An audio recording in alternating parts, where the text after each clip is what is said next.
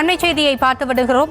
விநாயகர் சிலைகளை கரைக்க கட்டணங்கள் வசூலிக்காதது ஏன் என்று தென்மண்டல தேசிய பசுமை தீர்ப்பாயம் சென்னை மாநகராட்சிக்கு கேள்வி எழுப்பி இருக்கிறது. இது குறித்த விவரங்களோடு இணைகிறார் நமது செய்தியாளர் மதியழகன். மதி, இது குறித்தான விவரங்களை வழங்கலாம்.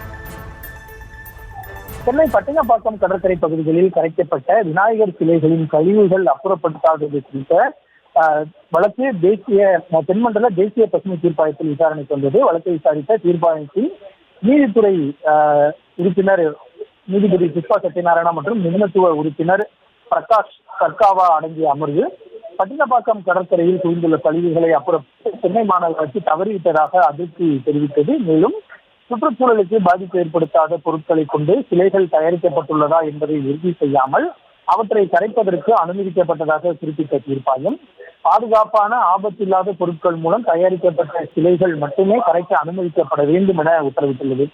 நீர்நிலைகளில் விநாயகர் சிலைகளை கரைக்க கட்டணம் நிர்ணயிக்க வேண்டும் என்று ஏற்கனவே பிறப்பித்த உத்தரவை சுட்டிக்காட்டிய தீர்ப்பாயம் சிலைகளை கரைப்பதற்கு ஏன் கட்டணங்கள் வசூலிக்கப்படவில்லை என்ற கேள்வியையும் எழுப்பியிருக்கிறது. கட்டணங்கள் வசூலித்தால் அந்த நிதியை கொண்டு சிலை கரைப்புக்கு பிறகு தூய்மை பணிகளை மேற்கொள்ளலாம் என்றும் பசுமை தீர்ப்பாயம் யோசனை தெரிவித்துள்ளது.